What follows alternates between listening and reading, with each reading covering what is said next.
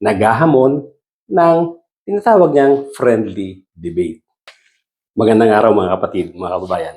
Thank you for joining today.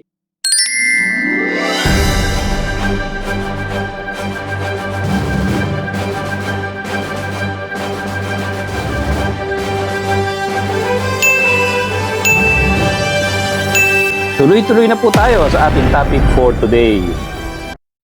Alam nyo, itong nakaraang pagdidebate diyan sa Senado na kung saan lumabas ang totoong kulay itong si Marcoleta na kung saan talagang yung lahat ng nalalaman niya sa pakikipagdebate ginamit niya na para lang maipagtanggol itong China. So talagang violent reaction ang buong bansa, ang lahat ng mamamayang Pilipino na may pagmamahal sa bayan. At naglabasan naman talaga kung sino-sino rito yung mga senador na pro-China, na mga talagang nagtatanggol sa China, na sa tingin natin, kaya nila ginagawa yan ay dahil sa meron silang, alam naman natin yon. Alam na natin yan, hindi lang natin matukoy dahil hindi natin hawak ang ebidensya sa ngayon. Pero hindi nila gagawin yan kung wala silang... So ngayon nga, lumabas yung katotohanan, lumabas yung ginawa nilang pagtatanggol. Despite of all these infractions, lahat ng ginawang pambabastos, pangbubuli na ginawa mga personnel ng Chinese Navy at Chinese Coast Guards diyan sa West Philippine Sea. Pati yung mga pang-aagaw ng isda na huli ng mga mamamayang Pilipino, kitang-kita yan, may mga video pa. And yet, ito yung mga senador na pinasasweldo ng taong bayan na lahat ng kanilang nalalaman sa pagdidebate, ginagamit nila, nagre-research para lang ipagtanggol yung side ng China.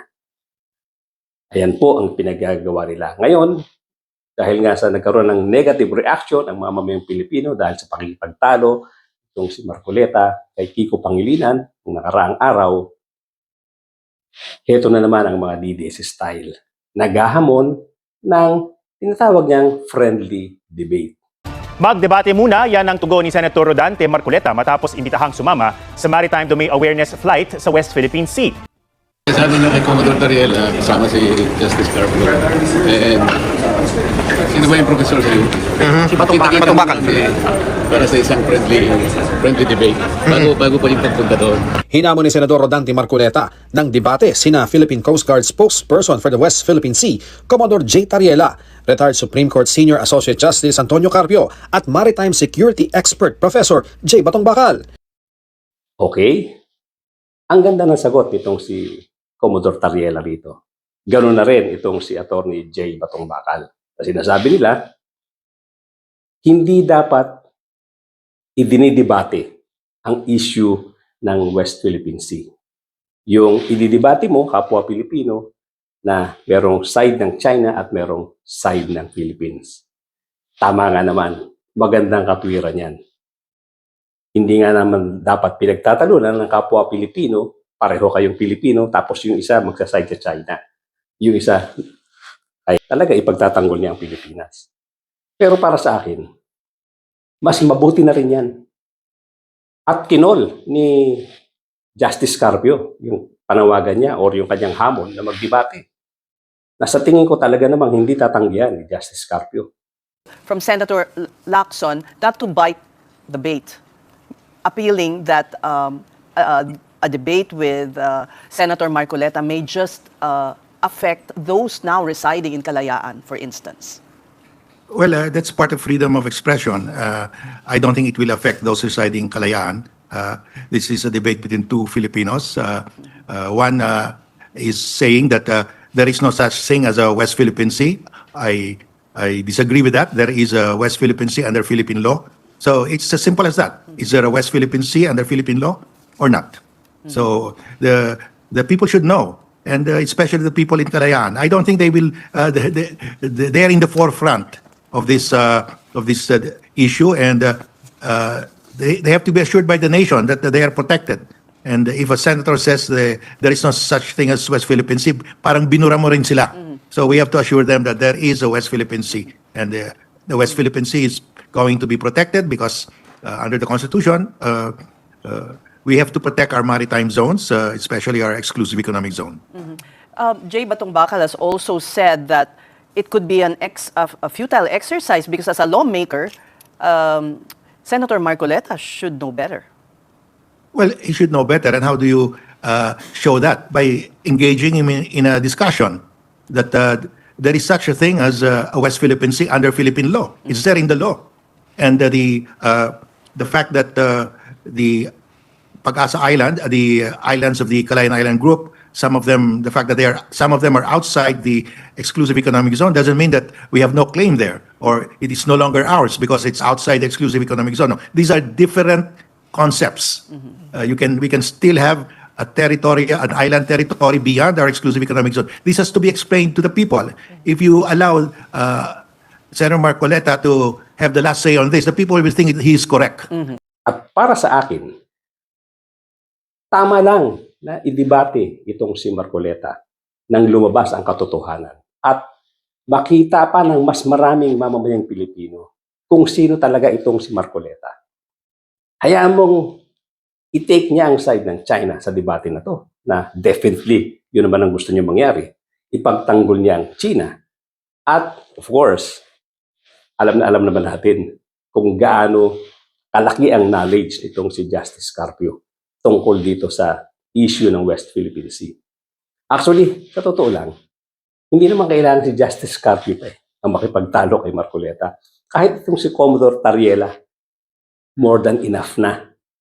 Maraming nalalaman at kayang-kaya niyang i-debate itong si Marcoleta. Pero since tama ang katuwiran din naman ni Commodore Tariela na ayaw niyang pagdebatihan yan, dahil siyempre, pareho kayong Pilipino magdidebate, di matutuwa nga naman ang China rito.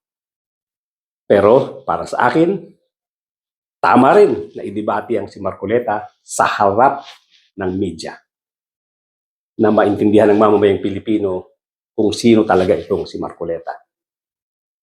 At malaman din ng mamamayang Pilipino gaano ka-ignorante itong si Marcoleta tungkol sa issue ng West Philippine Sea, tungkol sa history ng karagatan ng Pilipinas. Dahil well-versed itong si Justice Carpio tungkol dyan. At nang matuto na rin siya, kahit papano, may matutunan siya kung matutuloy ang debate niyan. Although, ito ang aking pangamba. Ever since itong mga Duterte or itong mga DDS, itong mga tao sa kampo ni Duterte, ever since, magaling lang yan maghamon. Yes. Magaling sila maghamon, magpapamacho sa harap ng media.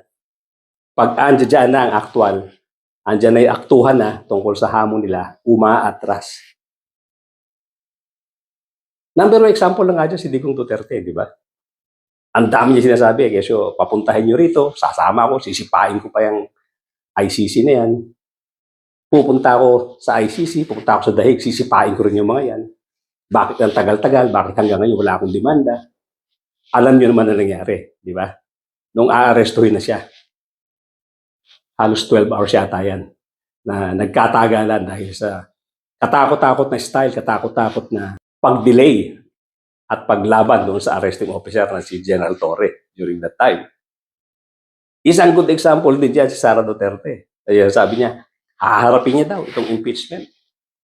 Wala daw siyang problema dyan. Ready daw siyang humarap sa impeachment court. Anong ginawa niya? Nagkumahog doon sa Supreme Court. Question yung legality ng impeachment laban sa kanya. Yan mga example na sila magagaling magsalita, harap-harapan sa media, propaganda. Magsasalita sila for the sake of propaganda. Sasabihin lang, kayang-kaya ko yan, haharapin ko yan, lalabanan ko yan, walang problema dyan, pero pag andyan na, etong si ano, di ba? Si Baste Duterte. Hinamon ng boxing itong si General Torre. Hinamon. Sa magsuntukan daw sila. Nagpakita pa siya, nagtitraining siya.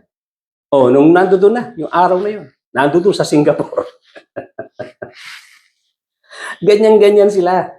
Magaling maghamon, magaling humarap sa camera, magpapakamacho, tapos pag andyan na sa aktuhan na, tatakbo, mangungupete. Kaya itong si Marcoleta, ito na naman, good example na naman ito ng DDS. Malamang-lamang ito, pag aadi siya na, I hope, mali ako. Gusto kong humarap siya dyan sa debate niyan. Pero, malamang-lamang po, malamang-lamang. Pag andyan na, kinasahan na siya ni Justice Carpio, malamang-lamang, gagawa na ng alibay ito, aatras ito. Sana mali ako, dahil gusto kong matuloy yung debate niyan. Nang makita natin kung gaano ka-ignorante itong si Marcoleta tungkol sa issue ng West Philippine Sea. Hanggang dito lang po muna mga kapatid at kabayan. Thank you so much for joining me today. Doon po sa mga bago lang sa aking channel, kahit subscribe, kahit hit the notification bell, pati na rin po yung like button. At magkomento po tayo, parating natin kay Marcoleta yung mga comment ninyo. At pakishare na rin po ang ating video para lumaki-laki yung ating munting channel. Thank you so much once again, ladies and gentlemen, at mga kapatid, mga kabayan. Magkita-kita po tayo muli.